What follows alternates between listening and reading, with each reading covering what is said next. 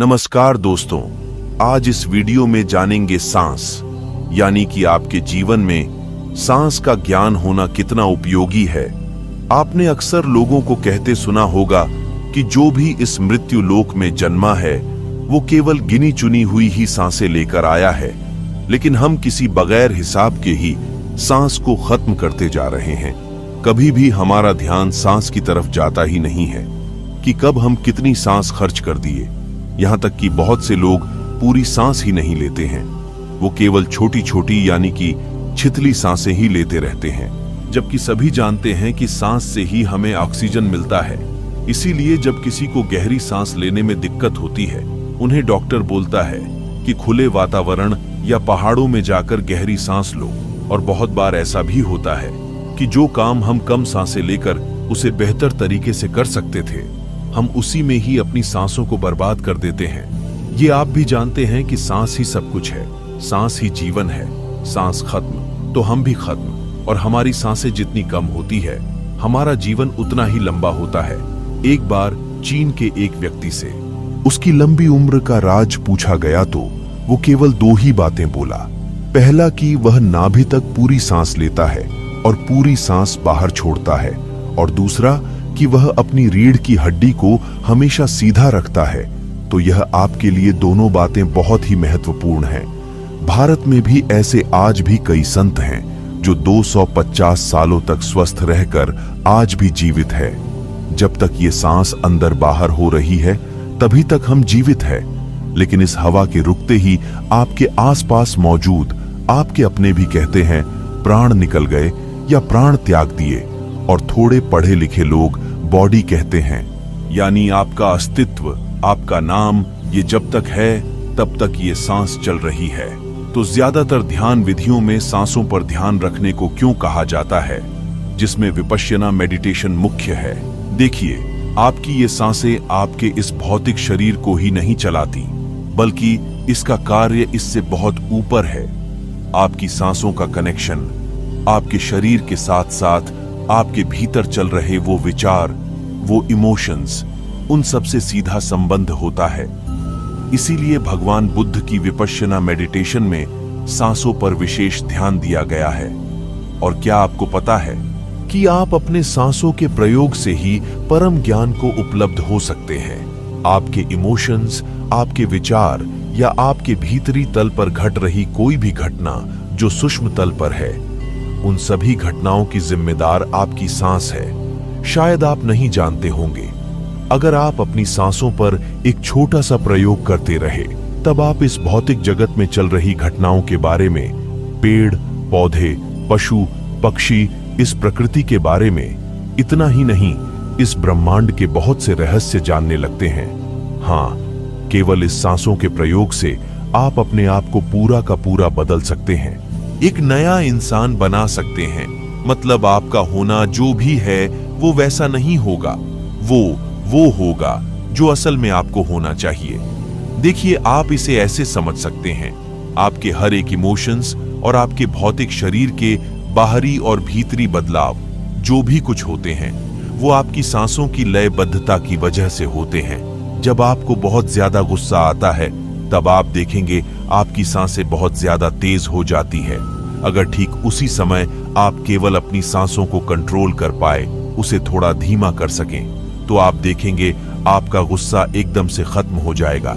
साधारणतः एक मनुष्य 1 मिनट में 15 से 16 बार सांस लेता है और उतनी ही बार छोड़ता है। तो वह इस कैलकुलेशन से बिल्कुल एक काम आसान है, हमारी तुम्हारी तरह। और सद्गुरु कहते हैं कि अगर आपके शरीर से एक प्रयोग करके बिल्कुल सही ढंग से आपकी सांसों को 15 से 16 बार जो आप लेते हैं 1 मिनट में, अगर उसे 11 बार से नीचे लेकर आया जाए, तब आपके भौतिक तल पर एक समझ का दायरा बढ़ जाता है। मतलब आप इससे अपने आसपास के कई प्रकार के कंपन महसूस करना शुरू कर देते हैं, यानी शब्दों की ध्वनि से जो आप सुन पाते हैं, समझ पाते हैं, आप उससे भी बारीक चीजों को पकड़ने लगेंगे, उनसे हल्की ध्वनियां महसूस करने लगेंगे। जैसे जानवर जो ध्वनि निकालते हैं, आप उन्हें महसूस कर पाएंगे, उन ध्वनियों में मौजूद वो फीलिंग्स, वो वाइब्रेशन महसूस कर पाएंगे। सीधे शब्दों में कहूं तो आप एक जानवर को गौर से देखकर उसे महसूस करके बता सकते हैं कि ये किस प्रकार के इमोशंस में है। और जब आपकी सांसें 9 से कम हो जाती हैं, तब आप पेड़ पौधों के इस प्रकृति के मैकेनिज्म को समझने लगते हैं, क्योंकि जीवन तो पेड़ पौधों में भी है। और कहते हैं कि पेड़ पौधे भी बात करते हैं। ये हमारी फीलिंग्स और इमोशंस को समझते हैं। ये म्यूजिक और संगीत को भी समझते हैं, और इन सब का इन पेड़ पौधों पर असर भी पड़ता है। और अगर आपकी सांस 6 से भी कम हो जाती है तो आप बेजान चीजों को समझने लगते हैं, लेकिन असल में वो बेजान चीजें आपको बेजान नजर आती है, लेकिन ऊर्जा उसमें भी है और आप उस ऊर्जा को महसूस कर सकते हैं। और जब आप बेजान चीजों के कंपन को महसूस करने लगेंगे, उसे जानने लगेंगे, तब आपके लिए ब्रह्मांड के को सभी रहस्य धीरे धीरे स्पष्ट होने लगेंगे। आप उनके बारे में भी जानने लगेंगे। और विपस्सना ध्यान विधि आपको इस ऊंचे स्तर पर ले जाने की एक विधि है। सांसों के इस प्रयोग को धीरे धीरे अगर आप करते रहेंगे तो एक दिन ये सध जाएगा। लेकिन ये ऐसा नहीं है जैसे जानबूझकर आप अपनी सांसों की काउंटिंग कम कर दें। 1 मिनट में 5 बार 6 बार इसे करने लगे। ये तो फोर्सफुली होगा, इसे प्रकृति होना चाहिए। ऐसे तो बहुत से लोग हैं जो अपनी सांसों को 1 मिनट तक के लिए रोक सकते हैं, और कुछ इससे ज्यादा भी, लेकिन इससे आपका बोध नहीं बढ़ेगा। आपने देखा होगा जब आप ध्यान करते हैं तब आपके सांसों की गति धीरे धीरे कम होने लगती है, क्योंकि अब आपके शरीर को इतनी ऊर्जा की जरूरत नहीं है, क्योंकि अब आपके शरीर को कुछ करना ही नहीं पड़ रहा है। वो तो शांत बैठा हुआ है, कोई एक्टिविटी नहीं, बिल्कुल शांत। और जब वो शांत बैठा है तो उसे ऊर्जा की आवश्यकता नहीं है, और इस शरीर को जितनी ऊर्जा चाहिए वह ऊर्जा आपकी सांसों के ईंधन से बनती है। लेकिन ध्यान की अवस्था में आपका शरीर बिल्कुल शांत है, तब धीरे धीरे आपकी सांसें कम होने लगती है, शांत होने लगती है। तो पहला कॉम्बिनेशन यहां बन जाता है, आपका शरीर शांत तो आपकी सांसें भी शांत हो जाएंगी। और जब आपकी सांसों की लयबद्धता कम होने लगती है तो आपके विचारों का कनेक्शन भी आपकी सांसों से है, वो भी कम होने लगते हैं। और जब आपके विचार शरीर सब शांत हो जाता है, ठहर जाता है, तब उस समय आपके आसपास जो बह रहा है वो सब आपके भीतर प्रवेश पाने लगता है, या यूं कहे आपको उसका बोध होने लगता है। क्योंकि ज्ञान कोई पाने जैसी चीज नहीं है, ये कोई बाहरी चीज नहीं है, ये आपके भीतर सो रहा है। बस आपको जागने की जरूरत है। जब आपका आपके शरीर का और आपके मन का एब्सेंट होता है, तब इस प्रकृति के और इस ब्रह्मांड के सभी रहस्य स्वतः ही अपने आप ही आपके भीतर प्रवेश कर जाते हैं।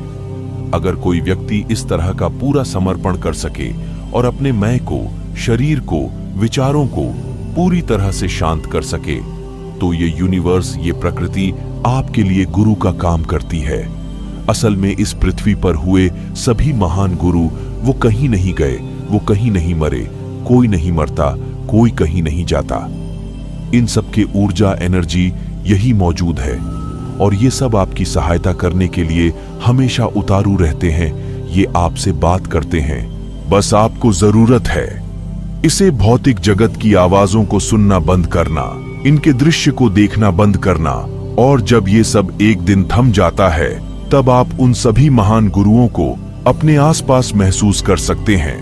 वो आपको आपके सभी सवालों के जवाब आपको अपने भीतर से ही देते हैं। इसीलिए कुछ महान योगी हुए जिन्हें गुरु की आवश्यकता नहीं पड़ी। उन्होंने इस प्रकृति को, इस यूनिवर्स को, इस ईश्वर को ही अपना गुरु मान लिया और पूर्ण समर्पण किया। इसीलिए आप लोगों से कहता हूं कि विपस्सना ध्यान विधि बेस्ट ध्यान विधि है। इसमें आपको कुछ नहीं करना, ना कोई मंत्र जाप, ना ही किसी की पूजा पाठ, केवल अपनी जीवन ऊर्जा पर ही ध्यान, और बस। फिर देखना आपको कितने बदलाव महसूस होंगे। दोस्तों, आशा करता हूं आपको जानकारी अच्छी लगी होगी, तो एक लाइक, सब्सक्राइब जरूर कीजिए। मिलते हैं किसी और नई वीडियो के साथ, तब तक के लिए नमस्कार।